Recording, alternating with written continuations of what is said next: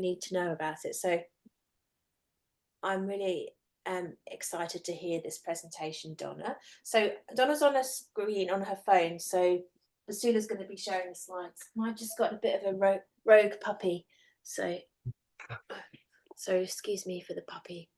All right, so do you want to start then, Donna? During the didactic presentation, this will be recorded, and at the end we'll break out for questions.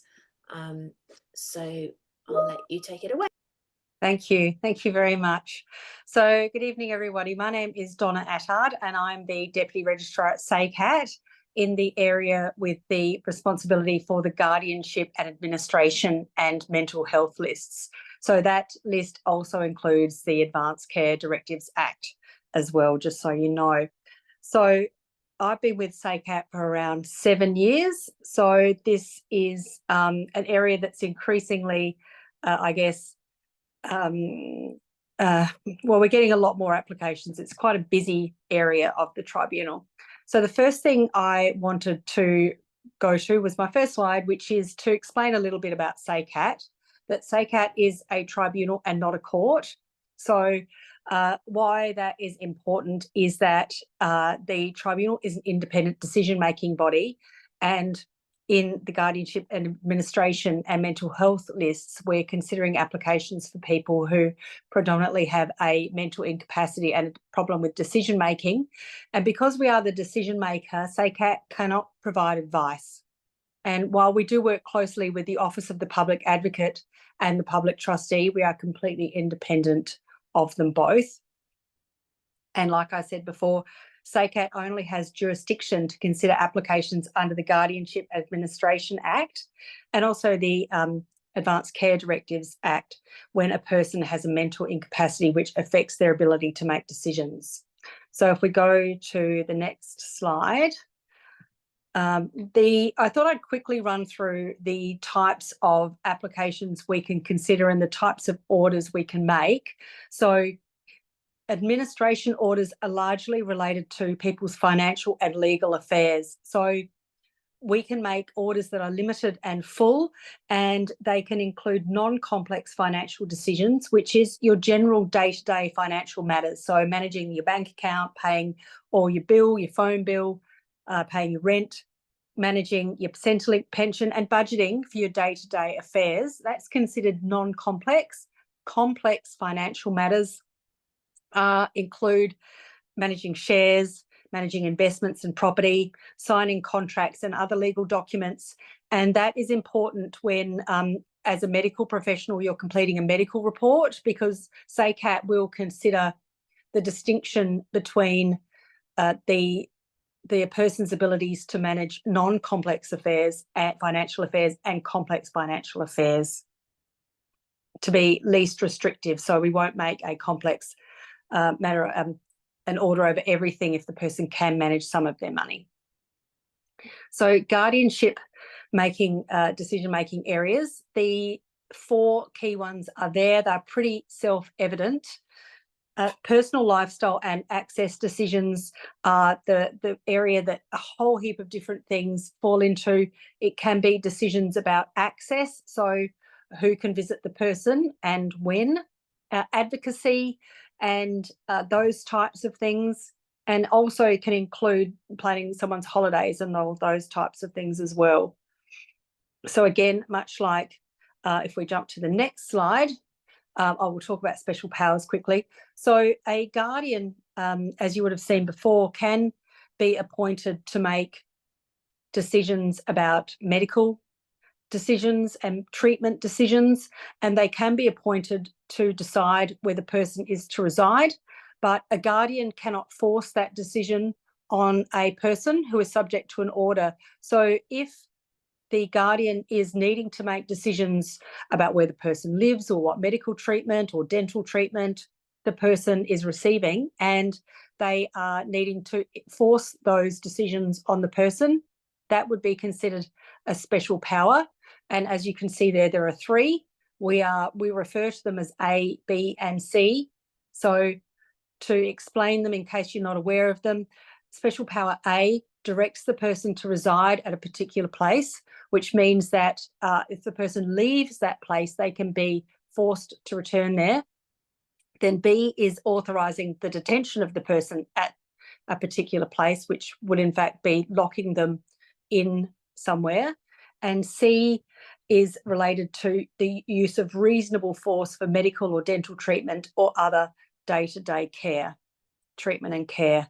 So as you can see, they are very restrictive and they are used as a last resort, and the tribunal will consider making a special powers order only when there's a risk to someone's health or safety. So I've said a few times that orders need to be least restrictive. That's in the Guardianship and Administration Act.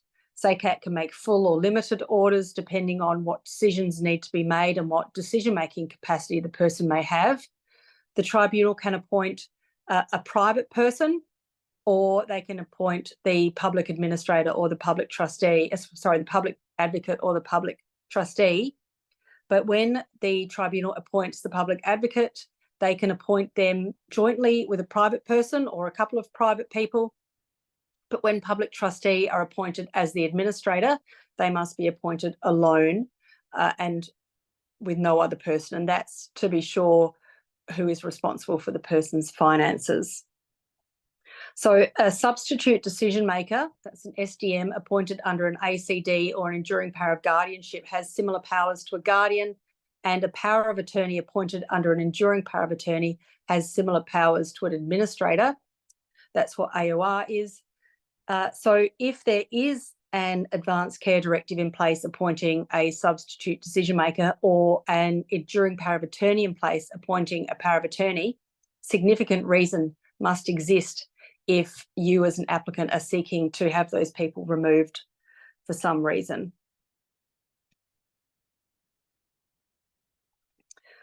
So the SACAT, once we've made a determination and appointed a person as an administrator or a guardian, or even made a special powers order, SACAT can consider a variation or revocation application, and it has to be clear in the application how the circumstances of the person have changed, or how the circumstances of the private administrator or guardian have changed.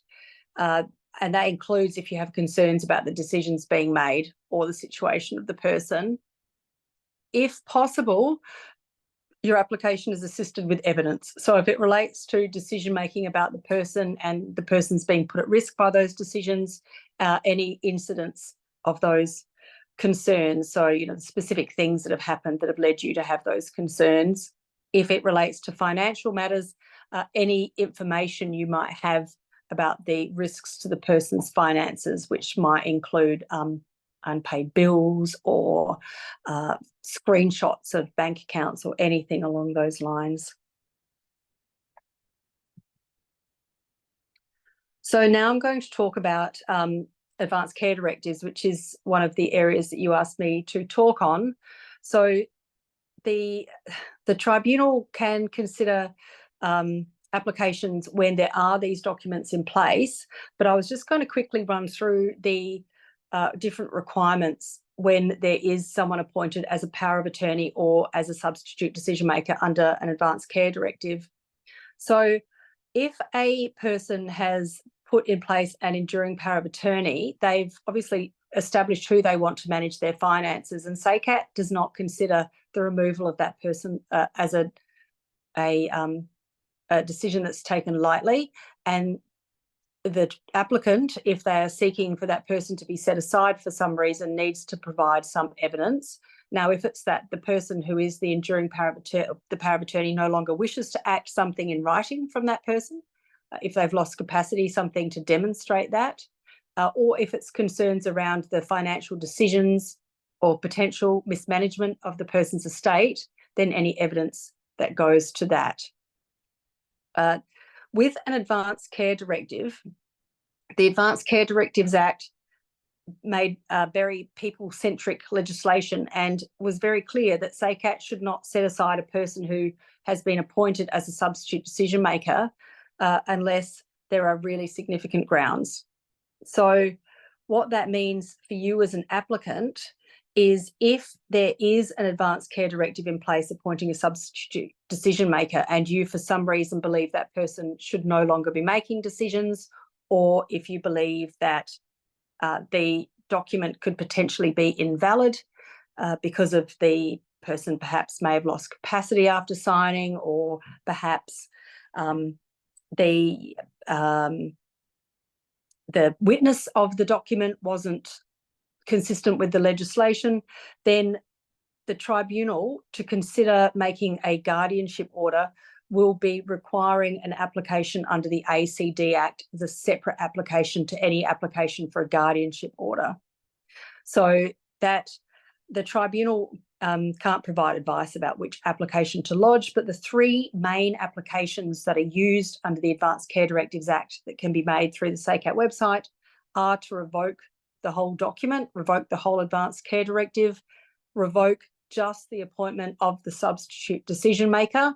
And you could consider, if the person has made an Advanced Care Directive that puts in place their wishes for the future and how they wish decisions to be made for them and how they wish to be treated once they lose capacity, you could consider that those documents should remain.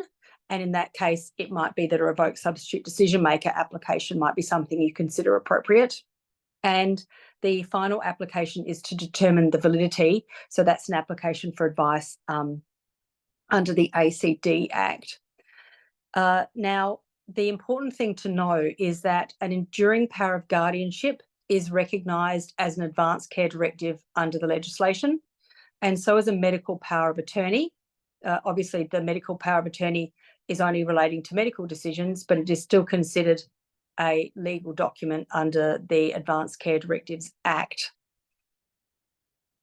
Those applications are considered complex when there's an ACD in place, and it's possible that it will require more than one hearing to allow proper consideration of the application under the ACD Act. So, to bring an application to SACAT, and I'm sorry if you all know this, you must apply through the SACAT website. That is the only place to lodge an application. If you have a family member or someone who wishes to lodge an application, they're not very good at using computers or maybe don't even have one, parties can ring SACAT and ask us to help them make an application over the phone, which is where the SACAT staff member literally types in an application online for the person on the phone, and the person on the phone tells them what to say. We will need a medical report from a doctor or psychologist.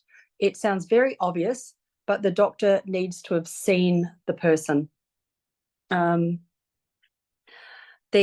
We also need to receive details of all involved parties. So that's immediate family and care providers, even if they disagree with the application. Now, we do get a lot of applications where the treating teams tell us that the family are estranged. If it is the case that the family are estranged and you have information about that, that's something you need to send to SACAT in an email, and the tribunal will consider how to proceed, if it's appropriate to try to reach out to those people or not. And it's generally related to the length of the estrangement and level of contact with the family members, with the person involved.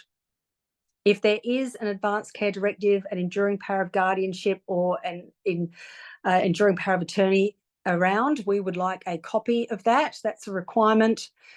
And the application that's lodged has to outline the decisions to be made and the need for orders. If the person is in hospital and there have been any specialist reports made, we would ask if they could be provided to the tribunal, and also if there's any allied health report, so an OT report or a speech pathologist report or anything along those lines, that would be of assistance. If the matter is possibly a bit more complex, there's a complex family dynamic, a social work report would also assist. But just be aware that any medical reports that are provided to the tribunal are provided to the subject person, and other documents could be read out at the hearing. We do at times get documents which are labelled confidential, psychological assessment or something like that. And the tribunal generally reaches out to the doctor if it says clearly in there it's not to be used for any other purpose, to ensure that we have their consent. So a medical report, like I said before, must give a diagnosis. And I also said the doctor must have seen the person, or the psychologist must have seen the person. If it's completed by an intern or provisional psychologist or something along those lines, it must be co-signed by the registrar or consultant. We're happy for the intern to complete it. We would just like a registrar or consultant to review it and sign it. The SACAT has a pro forma medical report on the website, which we prefer, but it's not required. So you can provide the medical evidence in whatever form you wish. SACAT will then just review it to ensure it provides all the necessary information that the tribunal requires, which means that it has to outline the mental incapacity and how that incapacity affects a person to make ability to make reasoned decisions. The definition of mental incapacity is a legal definition under the SACAT Act, under the Guardianship and Administration Act, and the members will refer to that to determine if mental incapacity is demonstrated. Now, if the medical evidence is insufficient, it could defer the listing. So, for example, if we are receiving an application for an accommodation guardian and special powers of residence and detention for a person who's refusing to go to an aged care facility, and the medical report under Section 5 of the SACAT pro forma, where it says that person can make decisions in the following areas, and it's yes, no, unsure. If the doctor has ticked unsure as to whether the person can make accommodation decisions, it's unlikely that registry will be listing that for hearing. We'll probably be coming back to the applicant and asking for more evidence about the mental incapacity, or we'd be asking the treating doctor to attend the hearing. And if that's not provided, or the doctor doesn't attend the hearing, the application may be dismissed or adjourned. So the next one, it's important to understand that SACAT is ruled by some fundamental legal principles, including that of natural justice, which means that the person, any person who's affected by a decision, will be told about it and given time to prepare and have the opportunity to attend the hearing, and that the hearing be conducted by an impartial decision maker. The important thing to know about that is that means that we have to allow sufficient time between when we tell parties about the hearing and the hearing date, which means that SACAT can not list things really quickly unless there's some urgency, which I'll get to in a minute. Generally speaking, the minimum requirement for the parties for a full hearing would be 7 clear days. But the tribunal is very rarely able to list that quickly. But that's just so you know, that is the minimum kind of requirement that a person would have of notice of a hearing.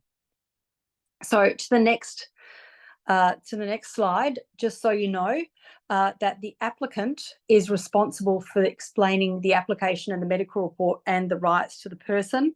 So the rights are that the person has a right to legal representation or a formal advocate, noting there's no free legal representation scheme in the original jurisdiction, which means if you make an application for an administration order or a guardianship order, the person's there's no scheme to provide legal advice for free. But if they wish to, they can engage a lawyer themselves to represent them. The person can also bring a formal advocate, so that's someone through, say, the Disability Rights Advocacy Service or the Brain Injury group, or they can bring a support person to assist them who isn't a formal advocate, but just someone to assist them. If the tribunal makes a decision about a guardianship order or an administration order and the person is not satisfied and is unhappy, they can lodge an internal review. There is no fee for them to do so, and they would receive free legal representation on the internal review. There is a scheme available for that. So if you are the treating doctor and a SACAT application is being lodged, we also strongly suggest that you discuss the diagnosis not only with the person but with the family, so when they get to the hearing they know what's to be said. SACAT will send a copy of the application, the medical reports and other relevant documents filed in support of an application to the person the application is about. We have a requirement to maintain confidentiality under the Guardianship and Administration Act, which means we don't, unless it's quite extenuating circumstances, release the medical report or any financial information to anyone else. It's only if registry is directed to do so by a tribunal member or there are some other circumstances where it's considered appropriate. Very extenuating though, it's very rare that that happens.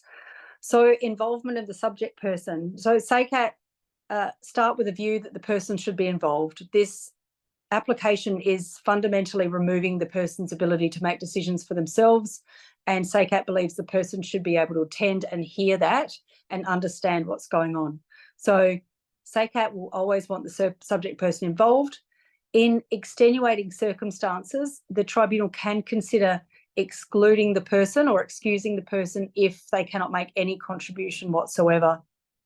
The only thing that I would say to that is that it's a matter for the treating team, but if you think that the person's attendance might be detrimental to their well-being, then you can approach SACAT to consider excusing them if you feel that they can't make any contribution and they might become distressed or aggressive.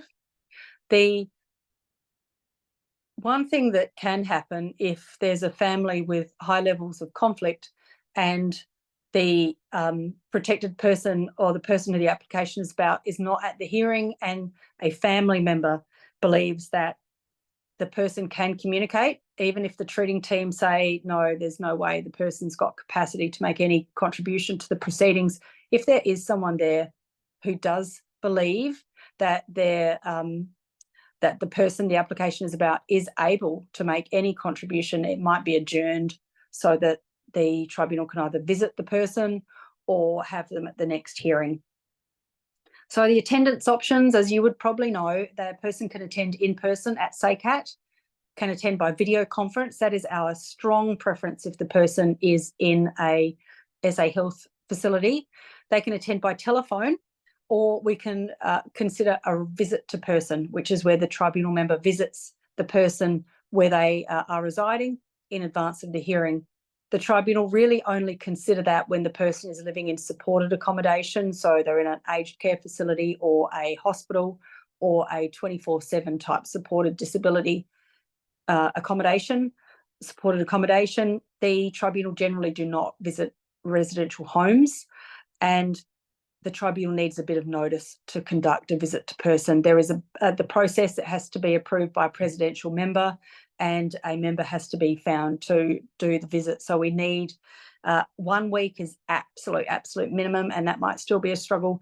Probably at least 2 weeks notice of that if you think that is an appropriate thing to consider. So for example, if the person has a profound hearing issue and won't be able to hear over the phone, or if they find video confusing while the TV is talking to them, that might be something that you would consider as a treating team, something that you would seek, and you would do that by email to SACAT and outline the reasons why you believe it's appropriate.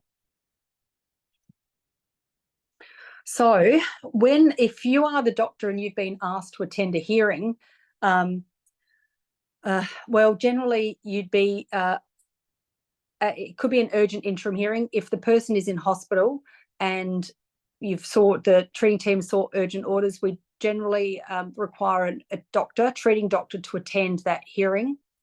If the full hearing has been listed, it's pretty unlikely that a doctor would be asked to attend the hearing, only in complex matters or where there's some question about the person's mental incapacity, if it's borderline or something like that. If we have a hearing and the person, like an urgent interim hearing, and the diagnosis is a delirium, the tribunal will want an updated medical report to perhaps give a diagnosis if you're closer to getting a diagnosis, and to see if the delirium was resolved, if the person's mental incapacity has resolved itself. And or if the medical report says it's fluctuating and there's some bit of a delay between when we get that and when the hearing is listed, tribunal might ask for a new medical report or might ask for the doctor to attend the hearing. The other thing, I was going to mention something.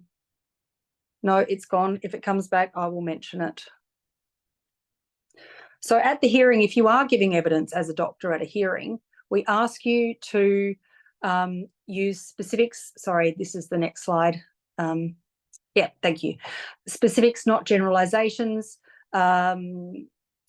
For example, if you just said they don't understand, we'll give examples of the type of things a person cannot understand and the circumstances that that's been displayed to you. Use plain language. Explain any terms that you use that might not be terms that people in the community generally use. Try to include the subject person in your presentation.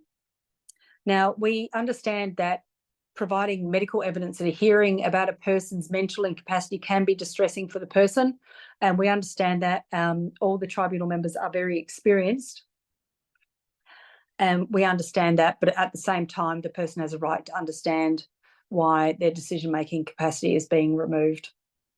Now, if you work in SA Health and you're as part of the treating team and the social worker is attending the hearing and you are not attending, just make sure that you catch up with the social worker before the hearing and make sure that the social worker can answer questions related to the evidence of mental incapacity and the need for orders and the risks and benefits of the orders being in place.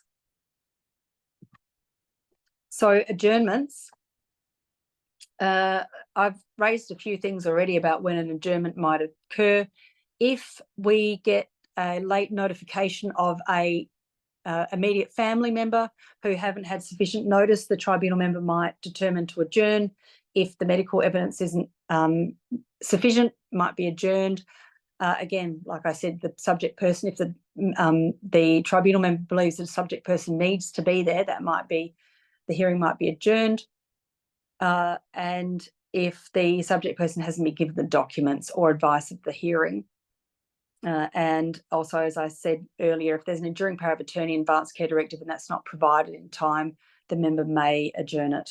Now, if the member does adjourn it and you are concerned that decisions do need to be made before the next hearing, you can request orders at the hearing and outline your reasons for them. So I've said earlier that there has to be a reasonable notice. So I said there a minimum 7 to 10 calendar days. And if you think about it, the postal service at the moment, if someone does not have an email address, it's always great to give SACAT email addresses. If they don't have an email address, we have to add quite a few days onto that notice period so that they would get the letter in time for the hearing. And they are a fundamental element. And it's required under the Act that we serve notice on the person and the people with an interest.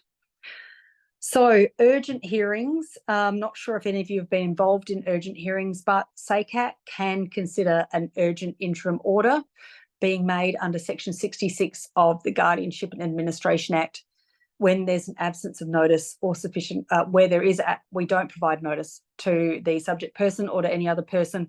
We can list it on the day. We can try to list them very quickly, but there are some limits to our capacity. Obviously, we have to process the documents and find a tribunal member with a hearing room and list the matter.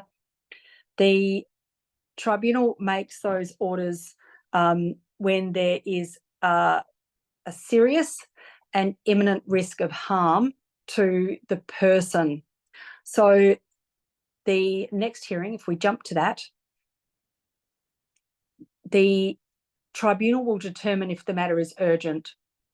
So what you would need to do is send an email to SACAT and alert us to the imminent or immediate risk of harm to the person and the need for an interim hearing to consider orders. Then that is always assessed by, that's ATL, that's Assistant Team Leader, or TL is Team Leader, or myself as the Deputy Registrar, depending on the level of complexity with it. During office hours, the tribunal require an application through the SACAT website and a medical report to be lodged.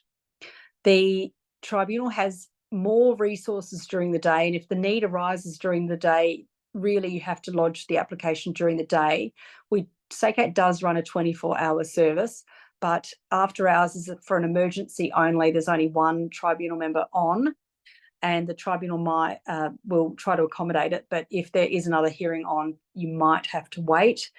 But I'm not sure how much experience the participants have in urgent hearings. If you want some examples of recent ones we've done, I can provide them of the type of situation where we would consider an urgent hearing. But I think that is me done, so I can take any questions if you have any. Thank you, Donna. That was excellent. So if we just Sorry, pop a bit more this... 20 minutes. I was trying to get through it quickly. Oh, we actually have a bit more time anyway. We usually have a case presentation, but today we don't have a case. Okay.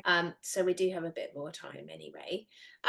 So does anyone have any clarifying questions or questions they wanted to ask Donna from the group?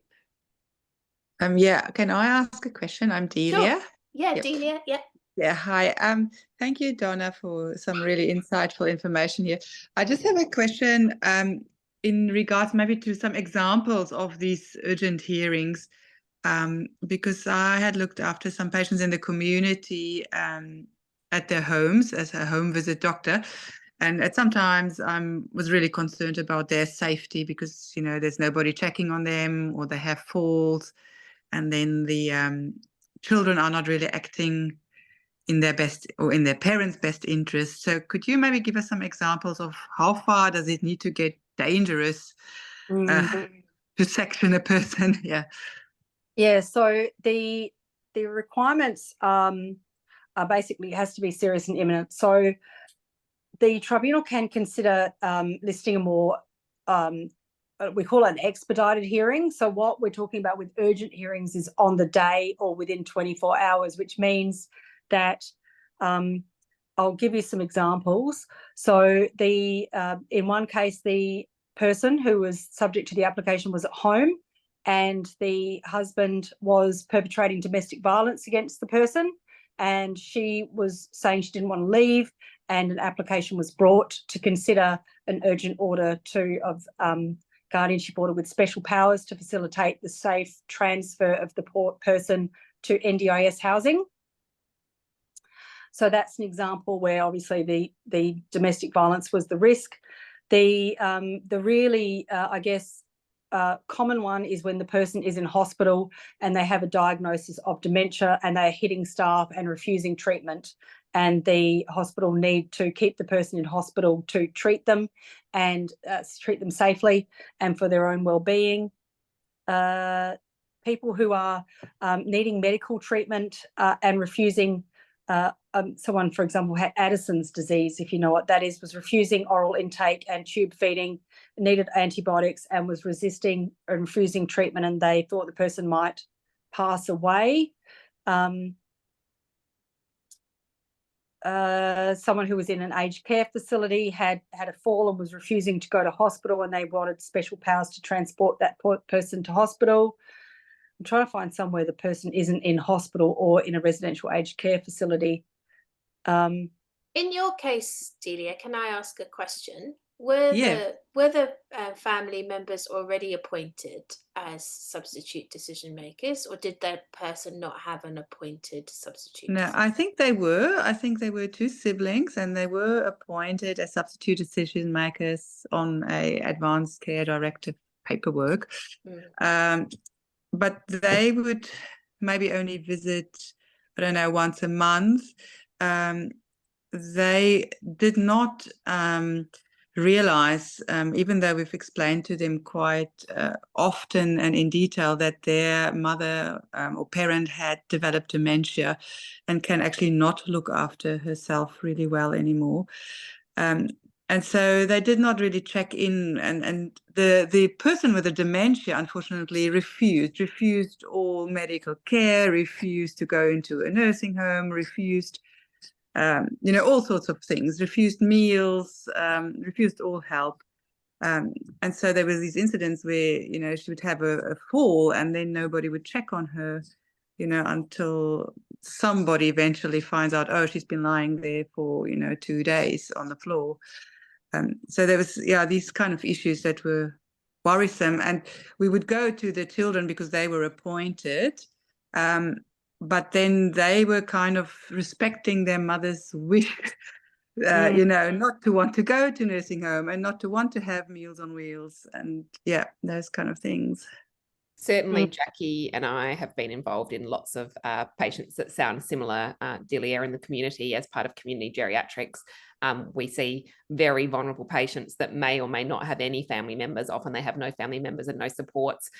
We've been involved in patients that have had squatters setting up in their house, that have been abused by squatters, that have not been able to work out how to get food for themselves, even though we've gone out from the community geriatrics team and provided them with food.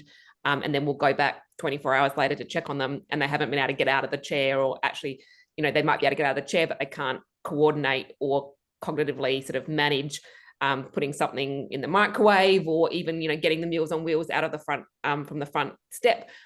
So we've been involved in a lot of community sort of urgent SACAT hearings like that, where we've done a kind of brief intervention and trial of care, like trial of seeing how they're going to manage in the community to get the evidence that they're really not, and then getting those urgent hearings so that we can facilitate often getting them into an aged care bed.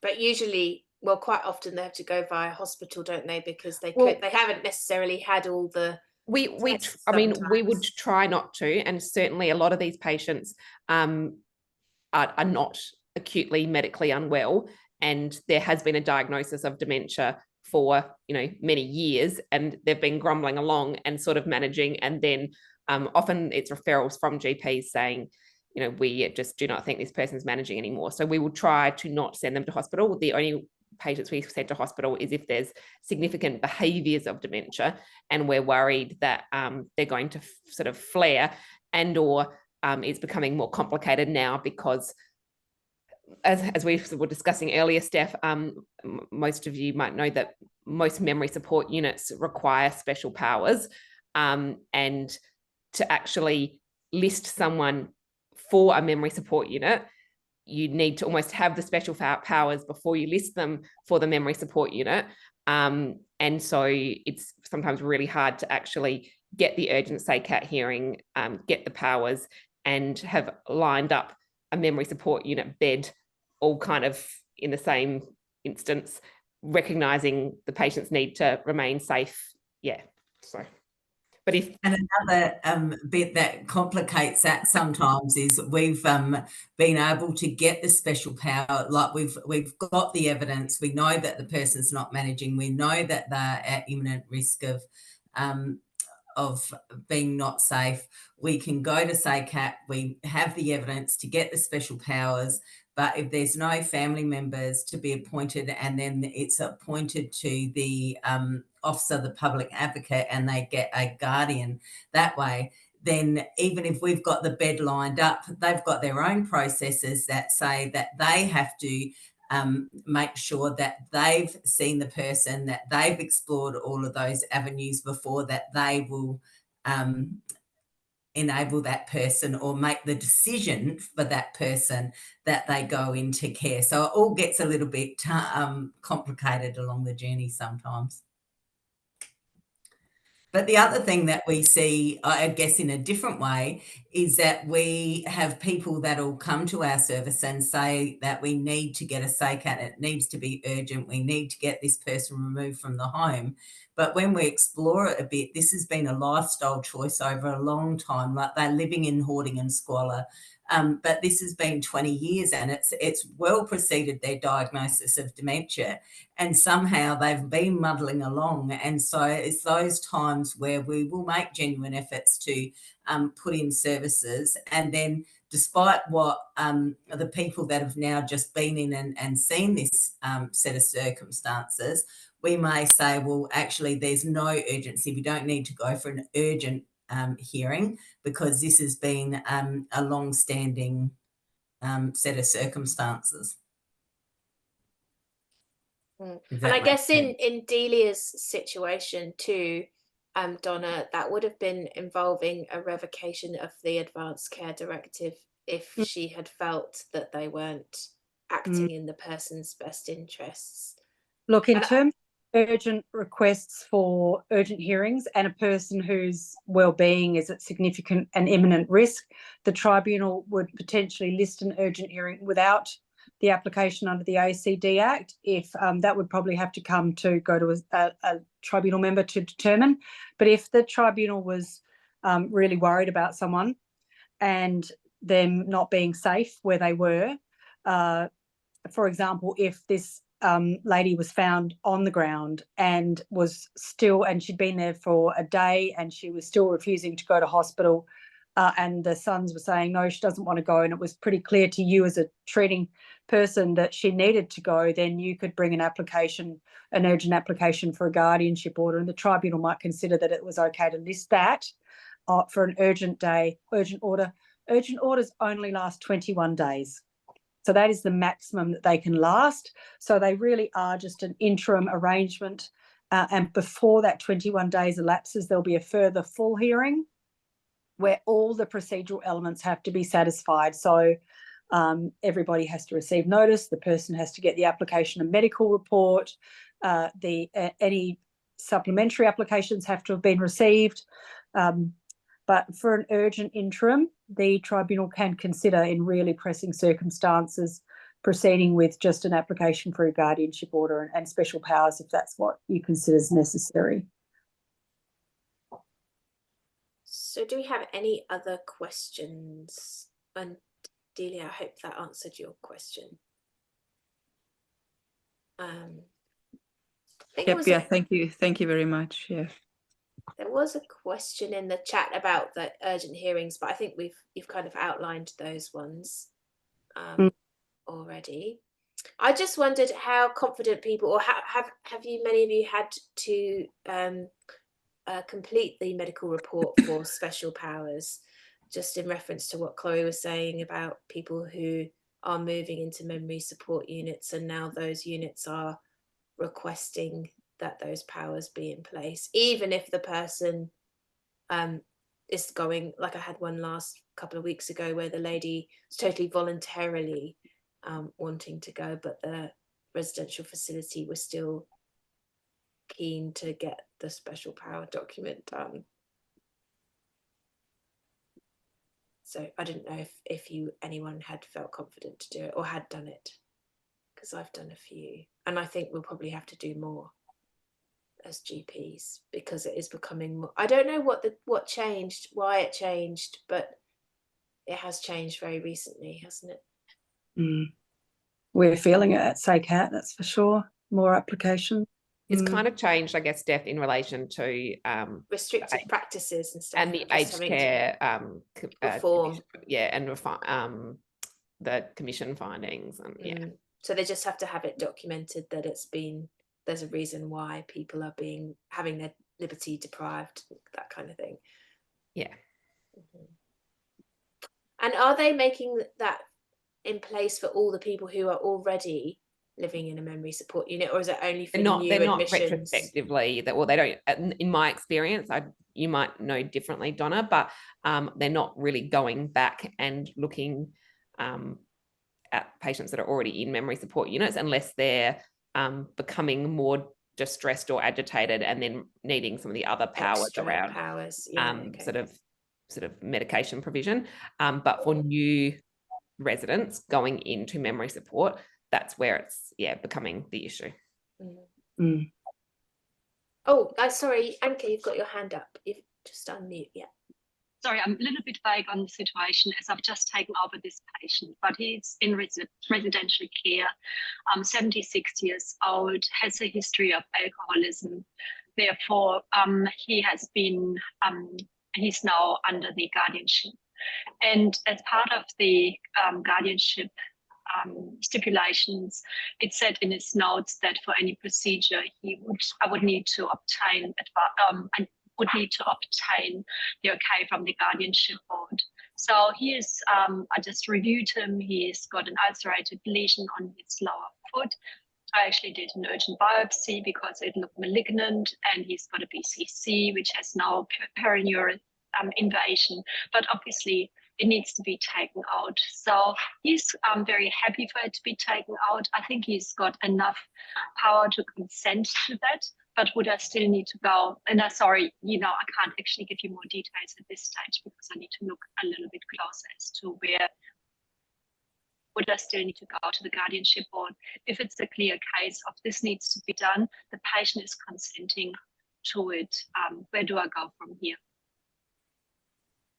Well, unfortunately, I can't give legal advice because of the independent nature of the tribunal. It could be that you could ring the Office of the Public Advocate, who have an information and assistance line. They might be a good place to go to ring to discuss the circumstances of the person and what's appropriate to be done for him. I'm sorry. I'm happy to give my kind of clinical advice. I mean, it's really hard because the teaching that we're always told is that capacity is situation and decision specific, and that no one has a blanket no capacity. And yet that is kind of, when we give out these orders, that is sort of what we're kind of saying. But if, it's been clearly stipulated that this person does have a guardian, I would be erring on the side of contacting that guardian. And the guardians, in my opinion, are generally pretty reasonable, and they will respond in a timely fashion. And if you explain kind of the situation, and also, I guess, that he is actually consenting in whichever kind of means that he can, I can't imagine will be a problem, but it would be better safe than sorry. But I guess, the flip side of this is that actually we do allow people to consent and say that they have capacity. For instance, the fact, did you get guardian approval to actually do the biopsy? No. So we've actually assumed that he had the capacity to, agree to that procedure. I mean, he didn't pull away from you, or he didn't sort of prevent you from doing it. So it's really interesting where we kind of draw the line. But yeah, I guess better safe than sorry. And I think if he's got guardianship orders, my recommendation, I'm not a lawyer, I'm a lowly geriatrician, would be to, seek out that guardian, and it is really the right thing to do. And, the more people that you can check in with, that this seems to be in keeping with what this patient, wants or is deemed to be in their best wishes, is always, I guess, beneficial. Yes. Now, this Sorry, I was just going to say the other thing I think is handy is that if you have a copy of the orders, like if there's a family member or somebody that can provide a copy of the orders, because generally you don't know whether it's full orders or partial. So if it's about the guardian making decisions about accommodation, but there's nothing in regard to lifestyle or medical, then you would probably feel okay that the decision maker is making decisions about accommodation, and what you've got is not about accommodation. So, it's also good to be able to see what the orders, what sort of decisions are being made for that individual. Well, thank you. That's excellent advice. Now, the other complicating factor with this particular patient was that he recently made a claim that one of the male staff members had indecently touched him while attending to personal care. So this was dealt with the residential care, but so that member had been removed from his care in particular. There was never ever any other claim made to this area, but what also came up was that it seemed to re-exacerbate a previous trauma of sexual abuse in him. So I spoke to him, and he expressively said that he did not want his family to know about this because he didn't want to traumatize them. So he was very, very clear in the fact, and he was satisfied that the person had been removed from his care and nothing else would need to be done. The police was involved, so it was all properly documented. But that was the next thing, did I need to go any further than that? So the police had been, the other person had been removed, which was alleged of having touched him in an indecent manner while drying him. So is there I anything else think that you, I needs think to- you did the right thing. And again, you know, as SACAT and as Donna kind of implied, is we always want to listen to the person and respect their wishes in, you know, recognizing their ability to consent or give us information that's important to them. And he is clearly able to articulate what information, to a point, he does and doesn't want his family to know. And so I'm not sure that actually breaking that trust and sort of providing that information to his family would have been in any sort of way beneficial. And yet you've been able to ensure that all the appropriate sort of channels were done sort of from a legal framework to protect him. So again, I would applaud you. I think you did the right thing. And, you know, these situations are tricky, and you kind of are navigating it with the information at hand, and trying to do the best. But yeah, I guess if you've got some framework there, but well done. Well, there's a fine line which is being walked about agency. That was my consideration about the biopsy. Now, do I get consent? And, you know, I was able to explain the situation very clearly to him. And he was very happy. Sorry, that's my puppy dog. He was very happy for me to proceed. And I knew it was a low risk procedure. But given now the nature that it is a cancer and that he will probably need a skin graft, I felt, you know, I probably would need to go a full step, but and it was really good advice getting the guardianship papers actually and seeing what is stipulated. And moving forward, you know, even with a simple procedure or some sort of minor operation, he's going to be at high risk of delirium, given that he's got a history of alcoholism and dementia and things. And so I think that's also important to recognize, is that whilst you might kind of be able to understand what someone's wishes are initially, things might rapidly change. And so having ensured that the right people are aware of the plan and are in support, and also so that it doesn't then surprise them when you sort of say, oh, I've done all this. He seemed to have capacity, despite there being orders that suggest that maybe he doesn't for certain things. I think that's, you know, useful. And there's a difference, isn't there, between, in my head anyway, a difference between investigating something to identify what the nature of the treatment is versus, you know, the embarking on of the treatment, and also what are his goals of care in relation to, you know, I mean, a BCC may not be life limiting illness, but it could be, depending on, it could be painful, you know, what are you aiming to achieve in line with his goals of care is what you need to think about as well. And if that's what the guardian knows about, then that's another reason to speak to them. And also from a capacity perspective, you can rationalize that it's a lot simpler for someone to rationalize and understand the risks and benefits of having a little biopsy done here and now versus actually the implications of embarking on treatment, and actually being able to retain that information to balance all the risks and benefits, you know, all the stuff we talk about when we're talking about complex decision making. That's why there's been a guardian put in place for that complex decision making, theoretically or hypothetically. And so that's quite different to those simple decisions. That makes sense. Because I'm the referring doctor, I think it's then just courteous to make sure that everything is in place, because I referred him to a plastic surgeon, as I didn't feel that was within my expertise, dealing with the size of the lesion and with the extent. So therefore then making sure everything is in place would, I think, be a courteous thing. You would agree, I should. And they may not be aware either, like, you know, information gets lost sometimes.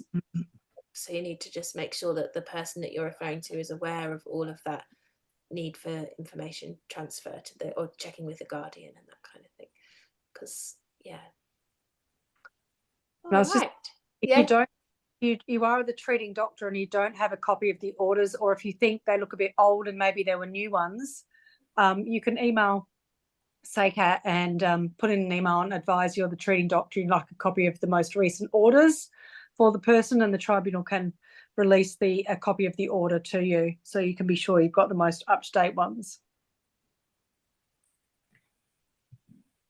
One thing I was thinking of when Donna was talking about the complex decision-making in regard to the administration orders, something that is often forgotten is that when we're sometimes looking for those orders and we're saying complex orders, it's also because the home care package contracts are about 36 pages long. And it's often that we're looking for these kind of orders so that we can assist people in securing those services so that it can stay at home longer. So just keep in mind that if you're making, doing that document for somebody, what the purpose is and what contracts it might not necessarily mean about the sale of a property, but it may mean about getting those services that they need at home. And there's quite, even getting the ACATs signed off and getting those home care package contracts signed off, which does enable that person to perhaps extend their time at home, are quite significant documents for somebody to navigate if they have got a cognitive impairment. Yeah. And even if they haven't, they're quite complex.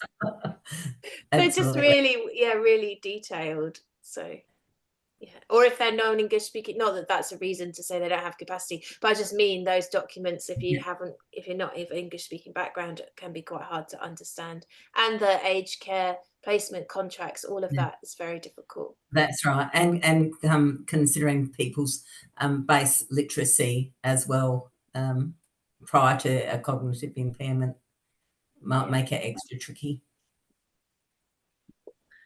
All right. So any other questions that anyone has? No?